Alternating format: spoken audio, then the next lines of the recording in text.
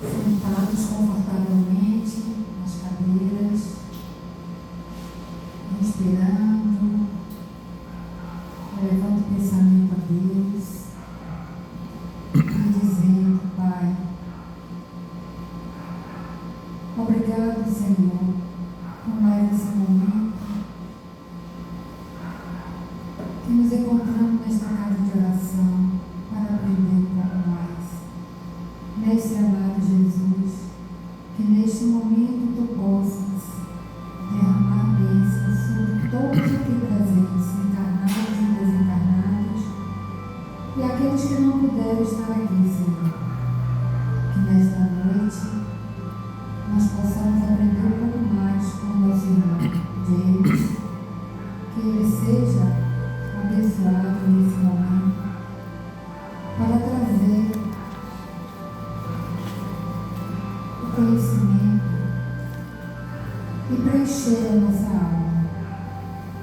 Que a Tua luz, Senhor, envolva todos nós, nos dando sabedoria para absorvermos a mensagem, aprendermos e colocarmos em prática no nosso dia a dia.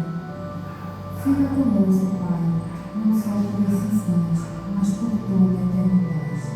Que assim seja. É com você, James.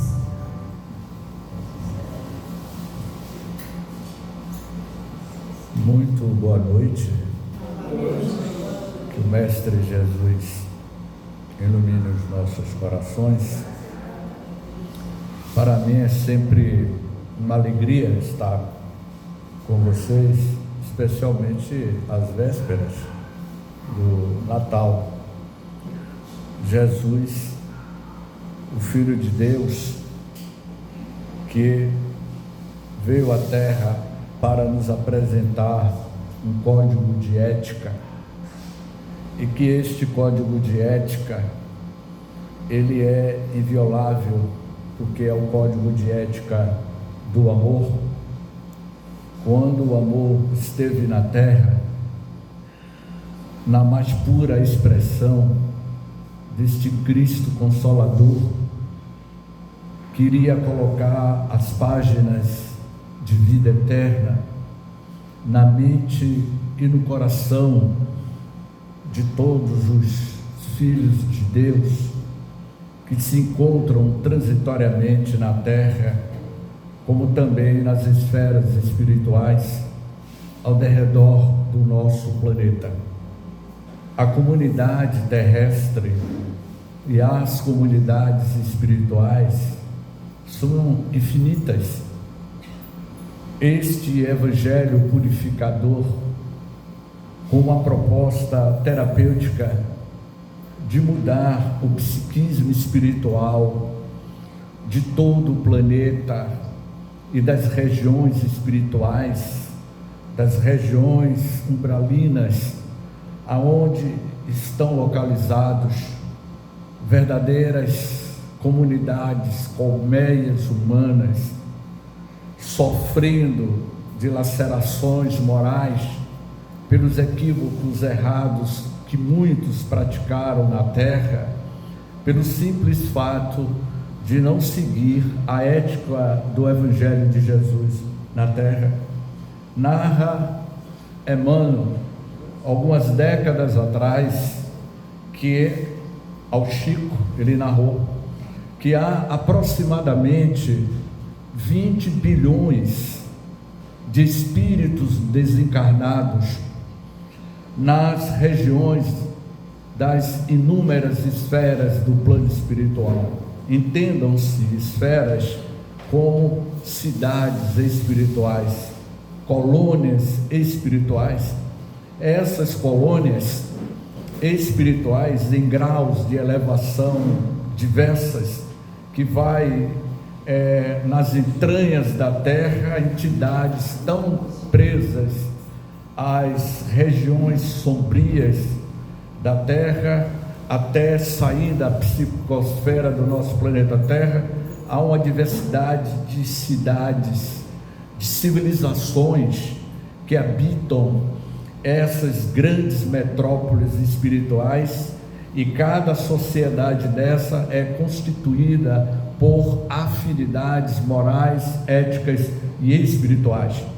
Nós não vamos residir nessas colônias espirituais ao seu bel prazer. Aqui na terra a gente se desloca de uma cidade para outra e apresenta um passaporte. Você pode se deslocar em todo o planeta Terra, porque nós estamos no mesmo padrão vibracional. Mas quando você deixa de existir no corpo físico e você retorna para a sua paternidade espiritual, a paternidade divina, a nossa verdadeira pátria espiritual, você vai estar veiculado à região espiritual de acordo com o tipo das formas, pensamentos que ao longo da sua existência você plasmou na Terra. Siddhartha Gautama, há quase 3.000 anos no passado, o Buda, o Siddhartha, ele iria dizer uma frase que Jesus mais tarde iria corroborar, até porque o próprio Cristo planetário, antes dele vir pessoalmente à Terra nos apresentar este Consolador prometido, ele enviou grandes avatares divinos antes da vida dele. Um desses grandes espíritos de alta hierarquia espiritual desceu à Terra para preparar o advento deste Cristo planetário, esse Consolador que iria apresentar toda essa ética. Siddhartha Gautama, o Buda, foi enviado pelo Cristo, e Buda, ele deu uma frase que define perfeitamente qual é o nosso estado emocional, o nosso estado espiritual e qual vai ser as nossas veiculações quando deixarmos de existirmos no corpo físico, porque é transitório. E ele disse: somos o que pensamos. Com pensamento construímos o mundo. O mundo nada mais é do que a criação mental dos seus próprios moradores. Portanto, todos nós somos o que pensamos. E Emmanuel, no livro Pensamento e Vida, ele iria afirmar: o pensamento cria a vida que procuramos. Você é o que você pensa. Você tem as companhias que você atrai psiquicamente. Conhecendo essas sintonias das entidades espirituais que aflora sempre as nossas mentes, nos intuindo para o bem ou para o caminho equivocado, conhecendo as suas ovelhas imperfeitas, que somos todos nós. Ele, na qualidade de bom pastor, foi enviado à terra em um momento cruciante para mudar a chave psicológica, comportamental de toda a civilização humana.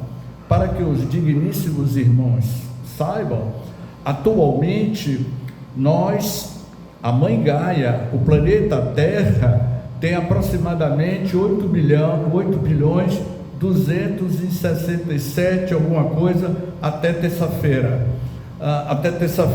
De hoje, de terça para cá, já aumentou o número da população da Terra. Por dia morre 60 mil pessoas por dia morrem no planeta Terra até terça-feira. A gente está terça-feira da semana passada. Uma semana depois aumentou essa população. Portanto, se nós temos hoje 8 bilhões de espíritos encarnados, ao tempo de Jesus, quando o amor esteve na terra, na Galiléia, na Palestina, a população da terra era de 300 milhões de habitantes. 300 milhões de habitantes. Então a pergunta é, 2025 anos depois, houve um aumento populacional de 8 bilhões de espíritos reencarnados. E de onde vieram esses espíritos que reencarnaram? Em 1910, há 115 anos atrás, a população da Terra era de 1 bilhão e 600 milhões de habitantes. Hoje nós somos 8 bilhões. De onde é que vieram essas almas? Então, conhecendo o senso encarnatório dessa população de espíritos, nesses verdadeiros intercâmbios de migração e migração entre a Terra e o céu, entre a Terra e outras constelações, porque ele iria afirmar: há muitas moradas na casa do Pai. Portanto, a pergunta-chave, James, então, se no tempo de Jesus era 300 milhões de habitantes, hoje são 8 bilhões, de onde é que vieram todas essas almas? Sob a direção sociológica e espiritual do Cristo, que organiza, que planejou. O planeta Terra está sim sob o controle do Cristo Consolador, porque Ele é o arquiteto, Ele arquitetou, Ele planejou, Ele plasmou a constituição fisiológica desse orbe terrestre que tem 4,5 bilhões de anos. Eu gravei na época lá na Chapada Diamantina, no Vale do Capão, um vídeo que eu fiz de 4 minutos, e que nesse vídeo de 4 minutos lá em Caeté-Açu, que é o Vale do Capão, eu gravei um vídeo falando em 4 minutos, dizendo que o Cristo, ele tem 30 bilhões de anos de evolução. Antes de surgir o universo, da teoria do Big Bang, do Fiat Lux, faça-se a luz, este Cristo solar, esse Espírito, ele já existia antes do surgimento do universo, que tem 14 bilhões de anos. Porque o Cristo, antes de surgir o universo como nós o entendemos, já existia outros universos espirituais, conforme está no capítulo 6 ou 9 do livro A Gênese. O livro A Gênese, uronografia geral, que significa descrição do universo. O próprio espírito Galileu Galilei, no plano espiritual, que foi um astrônomo italiano, ele escreve todo o capítulo da Gênese dizendo que antes de surgir o universo, os mundos físicos, como nós o entendemos, já existia o mundo espiritual, os universos espirituais. O Yogananda, o grande avatar indiano, na década de 30, estava com 20 e poucos anos de idade. Yogananda, o autor do livro Autobiografia de um Yogi, ele teve um encontro com o seu guru, depois que ele desencarnou. O guru se materializa diante de Yogananda e diz: Yogananda, eu estou vindo de um mundo, de um universo espiritual muito mais antigo do que o universo como nós o entendemos, e que periodicamente aparece na Terra um avatar divino para impulsionar o progresso moral da civilização humana, mudar a chave psicológica de cada um de nós. E um desses avatares, conforme está nas primeiras páginas, nos primeiros capítulos do livro Evolução em Dois Mundos, que é o livro mais científico de André Luiz, na qual André Luiz vai falar que os espíritos puros são os co-criadores em plano maior. Esses espíritos co-criador em plano maior, periodicamente, eles são os responsáveis pela construção das galáxias, das estrelas, do nosso sistema solar. Deus é a inteligência suprema, causa primeira de todas as coisas. É Ele que fornece o fermento da vida, vamos dizer. Ele que é o padeiro cósmico, que preparou a massa cósmica para que os seus trabalhadores, os seus colaboradores, que são todos nós e aqueles que já atingiram um patamar de evolução, que é o caso do Cristo, o Espírito puro, um co-criador em plano maior, ele, após 4,5 bilhões de anos, ele faz um planejamento para a modificação ao longo de bilhões de anos para chegar aonde nós estamos hoje.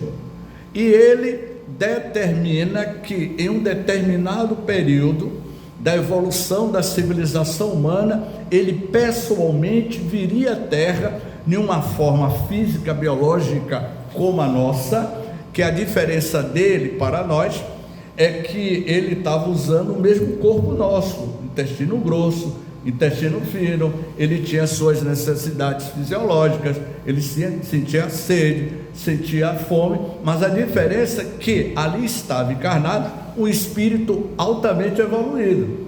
Então, diante de todas essas questões, o querido médium João Nunes Maia, na década de 50, ele vai publicar um livro, Força Soberana, e nesse livro, Força Soberana, de João Nunes Maia, pelo espírito miramês, tem um capítulo que eu vou utilizar como introdução para a reflexão do nosso evangelho na noite de hoje, quando o espírito de miramês fala da verdadeira proposta do Cristo Consolador na terra, e por que nós estamos tendo uma dificuldade de colocar em prática na nossa vida diária a seguir as pegadas de Jesus e o Evangelho.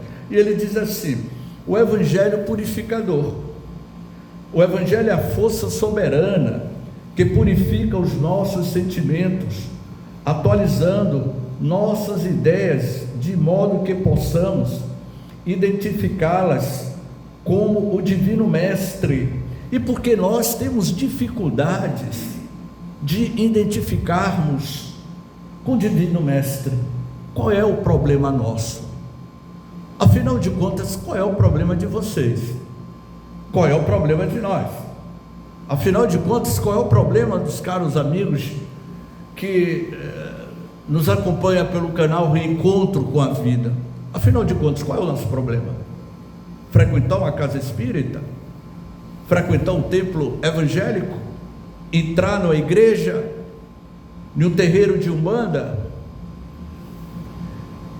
Não, o problema nosso é que a gente tem uma dificuldade de superar o problema do que Rubens Romanelli vai chamar o primado da matéria. Nós somos espírito encarnado, sim, mas deixamos que o problema do materialismo, do egoísmo, das vaidades humanas nos prenda à terra. O Evangelho é tão poderoso que muitos têm dificuldades de translandar essa vivência. Imagino a força soberana que o Agostinho de Hipona teve quando ele deixou a vida no mundo de César. Agostinho de Hipona, no século III da era cristã, ele foi tocado de forma tão profunda pelo Evangelho de Jesus, esse Evangelho purificador, esse Consolador, que ele disse: o Evangelho de Jesus não se estuda, o Evangelho de Jesus.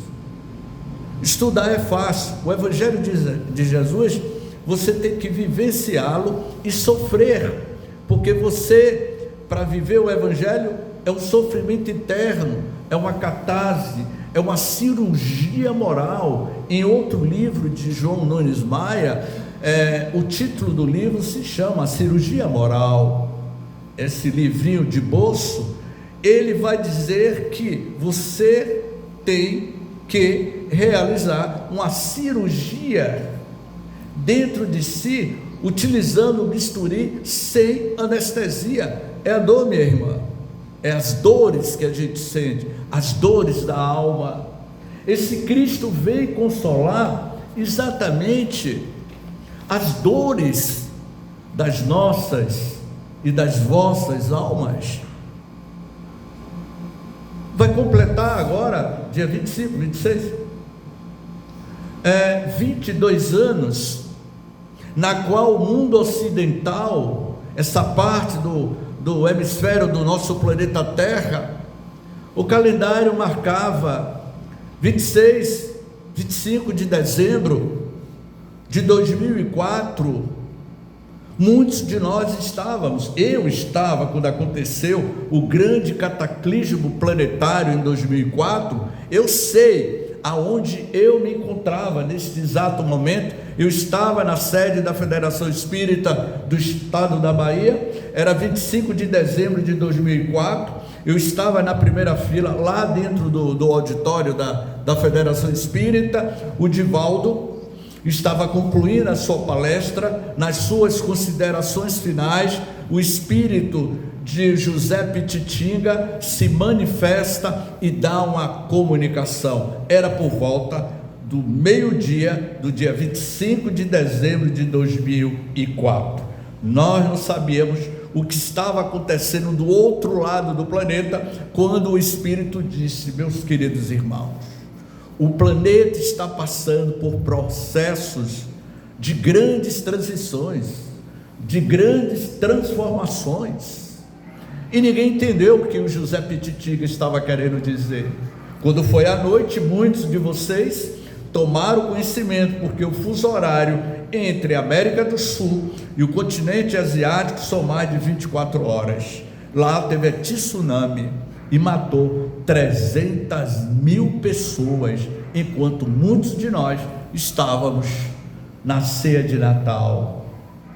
O Cristo Consolador, ele sabe mais do que nunca como administrar essa transição, essa transformação, porque a dor que nós sentimos, levamos pela questão pessoal, íntima, mas Ele que está acima de tudo, sabe o que é necessário e o que é melhor para todos nós. Ele, o próprio Cristo, já na terra, residindo na cidade de Cafarnaum, se eu não me engano, na residência de Simão Pedro, ele, altas horas da noite, ele recebe uma visita. Já era de madrugada, as estrelas brilhavam, o céu límpido, o mar de Genezaré refletia no seu espelho d'água a imagem da irmã Lua, que é o sol. E já altas horas da madrugada, a porta da sala adentra-se, e lá estava sentado Jesus, na sua beleza magistral, na sua meditação profunda. E ao entrar por aquela porta, aparece uma mulher coberta pelo manto escuro, ocultando seu rosto, e ela fica paralisada diante de Jesus, e Jesus lhe diz: Madalena, eu estava já lhe aguardando já há muito tempo. Madalena desce a túnica escura e encara a luz do mundo, a luz da vida, porque Ele é o caminho, a verdade e a vida. E a gente ainda não entendeu o que Ele quis dizer. Eu sou o caminho, a verdade e a vida. Vocês só poderão entrar na casa de meu Pai só através de mim. Quando Ele fez essa afirmação, Ele está querendo dizer: siga as minhas pegadas, siga os meus passos. Seguir os passos de Jesus não é para todo mundo, você tem que renunciar muito. Alguém me falou ali no brechó: James, tem que ter muito amor. Mas foi Gil que falou isso, não é? Para pegar engarrafamento, enfim, tantas coisas que a gente já passou na vida. Então ela pergunta a Madalena: Rabi, como você sabe o meu nome, se eu estou tendo o meu primeiro encontro com você? Jesus responde: Madalena, eu conheço você desde os primórdios da humanidade. Eu sou o bom pastor, conduzindo todas as ovelhas para a casa de meu Pai. Na qualidade de bom pastor, eu conheço cada um de vocês, sei realmente quem são vocês. Então, o planeta Terra é uma escola, é uma oficina, é uma grande fazenda, e que nós somos essas ovelhas sendo conduzidas. pelo pastor da vida. E quando ele chega à terra, ele promete que enviaria um Consolador prometido. Ele falou para os discípulos há 2025 anos.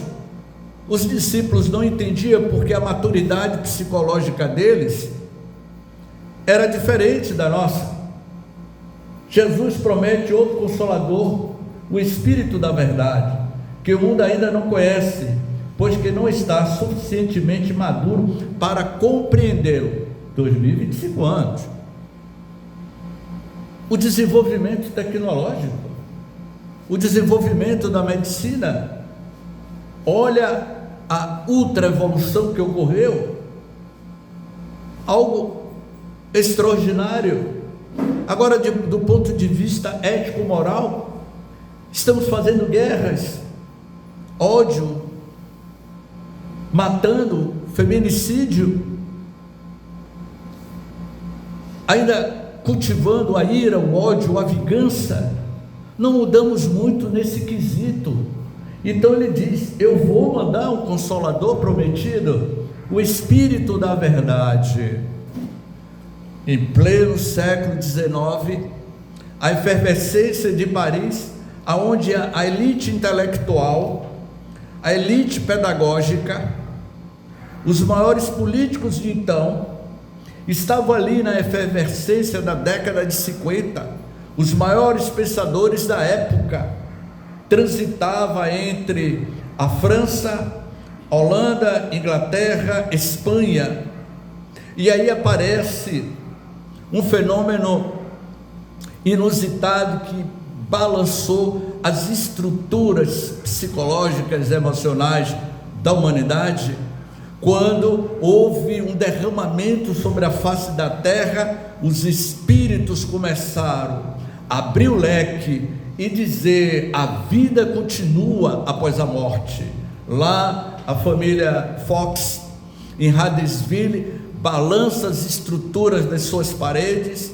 O presidente norte-americano Abraham Lincoln, ele, na Casa Branca, começa a ter fenômenos sobrenatural. O piano na qual Abraham Lincoln tocava começava a se movimentar. O professor Rivail começou a receber cartas do mundo inteiro, aqui de Mata de São João, Santa Maria do Ipitanga, que é Lauro de Freitas, essa região toda pertencia à Mata de São João, lá do Castelo Garcia Dávila, e os fenômenos sobrenaturais estavam acontecendo entre Dias Dávila, que era Mata de São João, aquela região, e alguns correspondentes aqui dessa região escrevia para Luiz Olímpio Teles de Menezes, falando de que estava tendo fenômenos sobrenaturais dentro das casas dos pescadores aqui, e que as mesas, os objetos estavam se movimentando,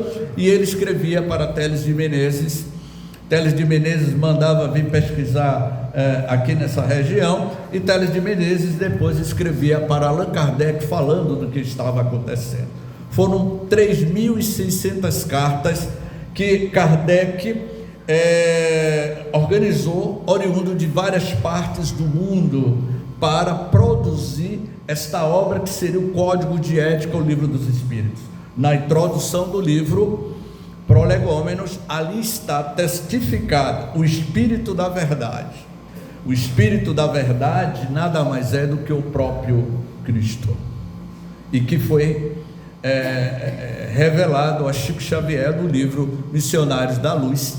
Tem um capítulo desse livro, que agora eu não me lembro, e que ele fala, André Luiz fala: o Consolador prometido, o Espírito da Verdade é Jesus. Ele que coordenou essa plede de comunicações que ocorreram na França, na Espanha, na antiga União Soviética, na Prússia, na Alemanha.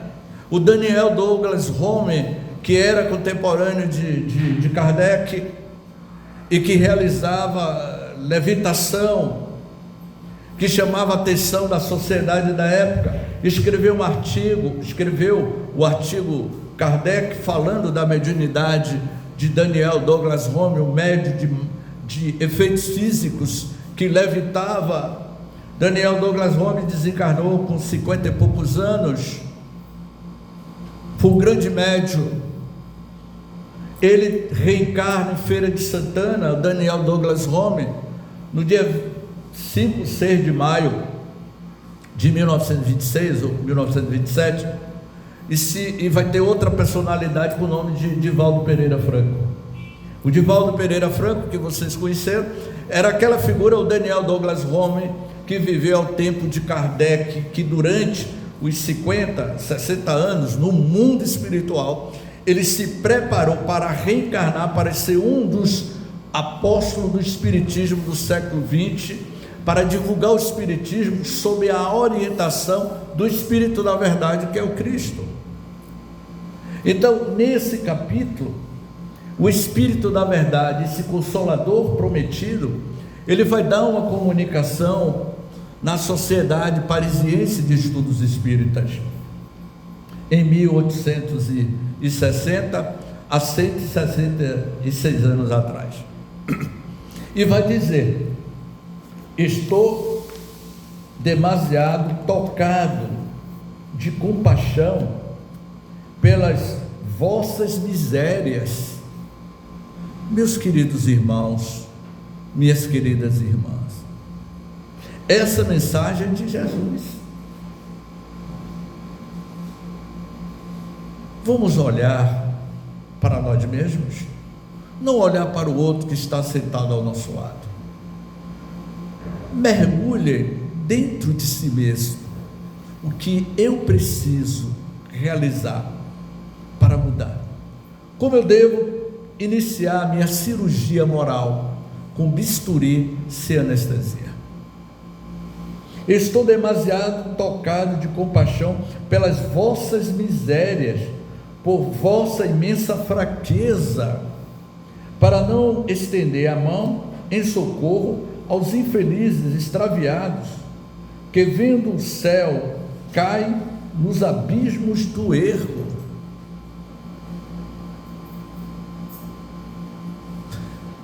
Eu cheguei cedo aqui em Lauro de Freitas e fiquei ali numa Delicatessen, ali na sinaleira, por volta das 5:30 da tarde. Eu entrei na Delicatessen, na padaria, e estava ali tomando um cafezinho e olhando o burburinho de pessoas para lá e para cá, para lá e para cá, às vésperas do Natal. Sacolas iam, sacolas vinham. Entrou uma mãe com 2 filhas e uma amiga, sentaram à mesa e conversando amenidades, a efervescência do mundo de César.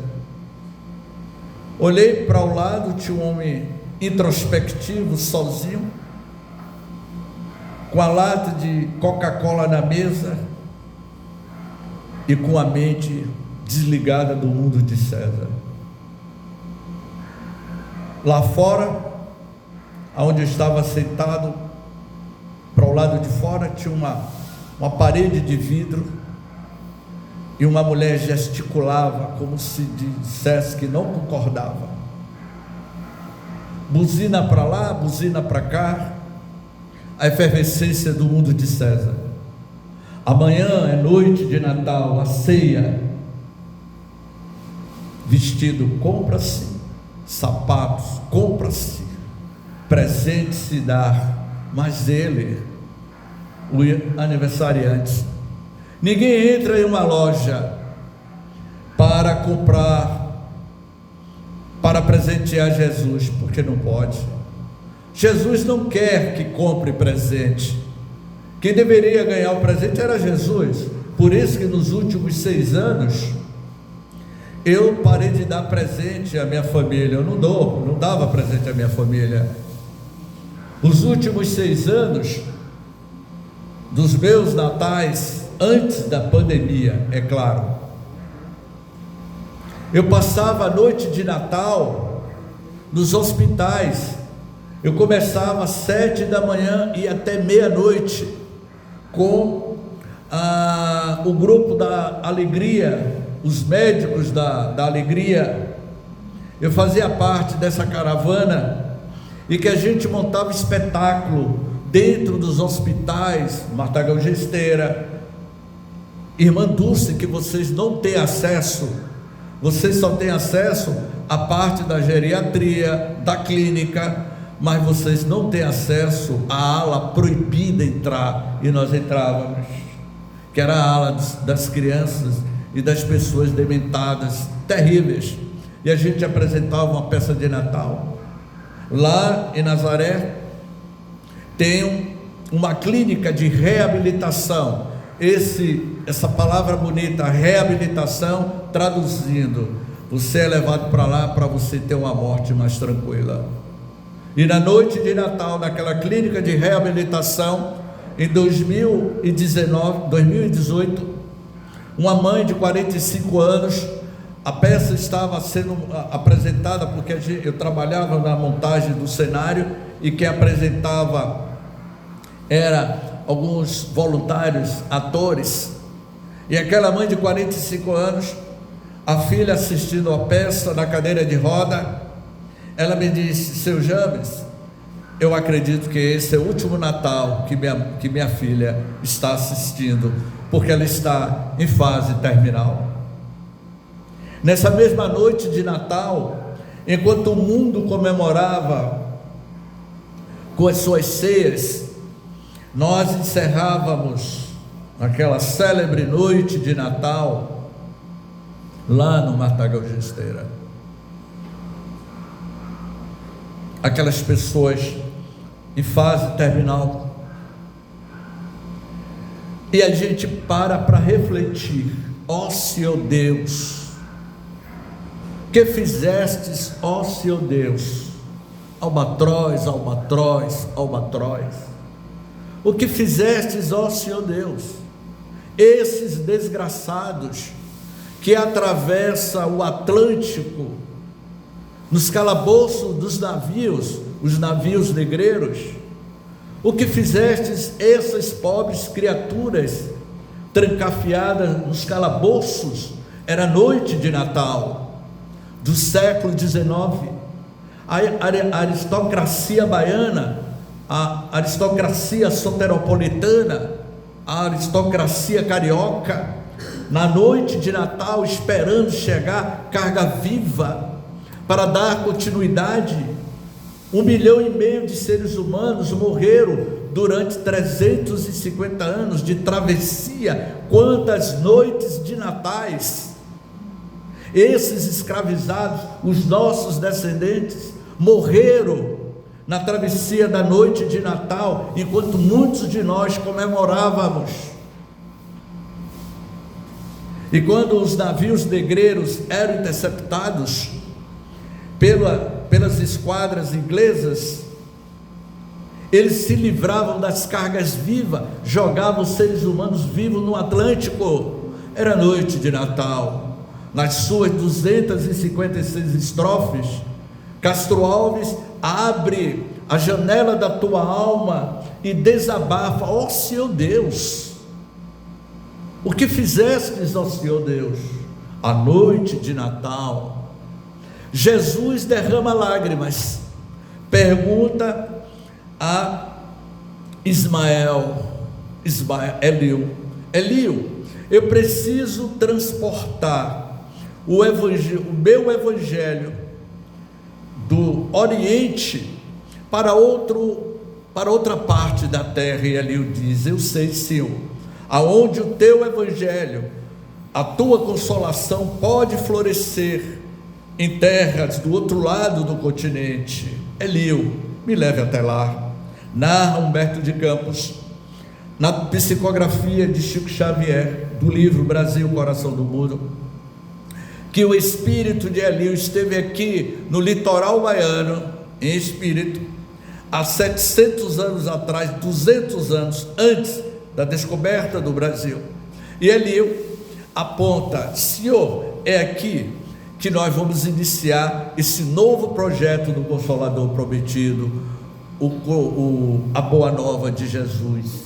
a tua boa nova vai florescer nessa terra que que Pero Vaz de Caminha escreveu. Tudo que se planta dá. Então o evangelho vai ser implantado e vai florescer no coração de todos nós. Ele tinha mostrado, se eu não me engano, a região aqui do litoral baiano, que seria Porto Seguro. E os espíritos, o Espírito da verdade, esse Consolador prometido, direciona, intui, inspiram aquela falange, aqueles espíritos comprometidos do passado. Eles vêm e descobrem o Brasil, mas infelizmente Jesus derrama lágrimas. Elio derrama lágrimas, e mais tarde o diretor espiritual do Brasil, irmão Ismael, derrama suas lágrimas, e eles vão dizer: o povo não entendeu a mensagem, eles estão escravizando, eles estão construindo uma sociedade com a mão escrava. As noites de Natal é derramada com sangue. Ó Senhor Deus dos desgraçados, vai dizer Castro Alves, até quando nós continuaremos nessa peleja, como diz o sertanejo, de não entendermos que há uma necessidade de o mundo dar um salto quântico? Estamos no início, nos primeiros segundos da transição planetária, de um mundo de provas e de expiações para o mundo de regeneração. Mas não pensem vocês que esse mundo de regeneração é para 2050, absolutamente que não. Não é para daqui a 100 anos, absolutamente que não. Nós estamos nos primeiros segundos, depois vamos chegar em 1 minuto, que é 2300, até chegar os 10 minutos dessa transição planetária, já se durou 1000 anos, e que nós somos sim responsáveis por carregar essa pérola preciosa, que é um livro que é fácil de ler, interpretar, mas o problema é colocar todo esse contexto na intimidade do ser. É isso que ele está nos convidando. Ou almas equivocadas, até quando você continuará repetindo os seus equívocos, os seus erros? Vocês só poderão entrar na casa do meu Pai através de mim. Eu vim à terra para consolar e vocês me crucificaram. Eu vim à terra para falar do amor do meu Pai e de presente vocês me crucificaram. Jesus parte após a crucificação. Ele ainda leva alguns 45 dias aparecendo para os discípulos e depois não aparece mais. A perseguição aos cristãos se torna dolorosa, e Simão Pedro é preso e sacrificado. Simão, que negou Jesus e que ressignificou a sua existência, porque o Consolador prometido tocou profundamente a alma de Simão. Ele se redimiu, e nos últimos momentos da morte de Simão, colocaram ele em uma cruz, e já estavam colocando ele na mesma posição da cruz que Jesus colocou, e ele disse: por favor, não me crucifique na mesma posição que o meu mestre foi crucificado. Eu quero que vocês me crucifiquem de cabeça para baixo. E ele foi crucificado de cabeça para baixo. Retorna ao mundo espiritual, como disse Caetano Veloso naquela célebre música, inspirado certamente o Caetano Veloso, ao escrever a música Oração ao Tempo. Tempo, tempo, és o Senhor do destino. O tempo conduz a chave, a mudança psicológica de cada um de nós. Simão Pedro parte para o mundo espiritual. O calendário avançou. o próprio Cristo veio receber Simão. Simão, você está livre, você venceu o mundo, porque o Pai tocou, através de mim, tocou a tua alma. Te levarei, Simão, para as esferas espirituais, e lá você vai se recompor, para que você possa estar mais estabilizado para uma nova empreitada que você vai enfrentar.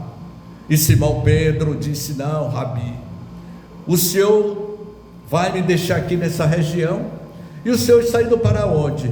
E Jesus respondeu: Simão Bar-Jonas, já no mundo espiritual, eu vou à terra, eu preciso estar espiritualmente supervisionando toda essa grande transição. Naquela época, era noite de Natal. O livro Antologia Mediúnica do Natal, psicografado por Chico Xavier, várias mensagens de autores. E Simão diz: não, Rabi, se tu vais à terra, para a psicosfera espiritual da terra, observar como é que está sendo dizimado os cristãos que estão seguindo as suas pegadas, eu preciso ir com o Senhor, mestre, eu estarei ao seu lado. E aí narra os autores espirituais que Jesus e Simão Pedro, em espírito, aparece espiritualmente próximo à casa do caminho, que foi construído pelos primeiros cristãos. Era noite de Natal, a terra comemorava o nascimento do menino Jesus, e o próprio Cristo de Simão estava ali próximo à casa do caminho. E Jesus disse: está vendo, Simão, aquele homem que está ali derramando lágrimas, com aquela criança nos braços? É aquele homem ajoelhado com a criança entre a vida e a morte. Está aqui na casa do caminho, Simão, arrependido, equivocado pelo que ele fez no passado. Tu não está reconhecendo, Simão? Amplia a sua percepção espiritual. Quando Simão Pedro ampliou a sua percepção espiritual, descobriu que aquele homem que estava ali buscando a casa do caminho, pedindo clemência e perdão pelo que ele fez, Simão Pedro reconheceu que foi o homem que o sacrificou e sacrificou Jesus. O presente, Simão, para o meu coração é o homem na terra amar e ser amado. O Consolador prometido veio à terra nos ensinar que o maior presente que a gente pode dar ao Mestre Jesus: amai-vos uns aos outros, como eu vos amei. Ter compaixão, compaixão pelo próximo. Vocês não estão percebendo que a frieza está nas entranhas, está nos envolvendo como uma neblina numa noite, nos envolve, a gente não sente as nossas insensibilidades? Isso tem um preço. Lá na frente a gente vai pagar esse preço. Já estamos pagando.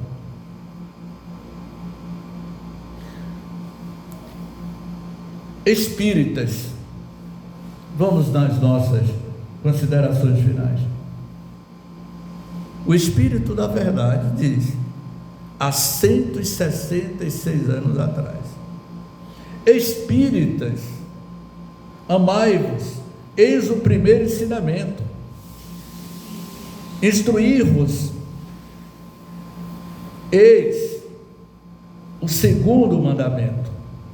Todas as verdades se encontram no cristianismo. Os erros que eles se enraizaram são de origem humana, e eis que de além túmulo que acreditavas vazios, vós vos clamam, irmãos, nada perece. Jesus é o vencedor do mal. Sede os vencedores da impiedade, sede perfeito como perfeito é o vosso Pai Celestial, que está entre nós, tentando nos apontar a bússola de orientação, porque o Evangelho de nosso Senhor Jesus Cristo é essa bússola de orientação. Que sejamos mais fraternos nos próximos natais e que tenhamos o Consolador prometido na vivência de seguirmos as pegadas deste Mestre Senhor, que nos deu esta grande pérola, que é o Evangelho de Jesus, que é a doutrina espírita cristã, materializada nessas casas. Em cada casa dessa tem uma partícula do divino Espírito da verdade. São milhares espalhadas pelas terras brasileiras, pelos Brasils afora. E o que nós estamos fazendo dessas grandes pérolas? É para refletirmos. Não estamos aqui para passar pano quente, porque vocês são responsáveis, direta e indiretamente, o que vocês estão fazendo dessa pérola preciosa que é o Evangelho de nosso Senhor Jesus Cristo. Reflitam e passe, e sejamos mais fraternos enquanto é tempo. Gratidão, muita paz.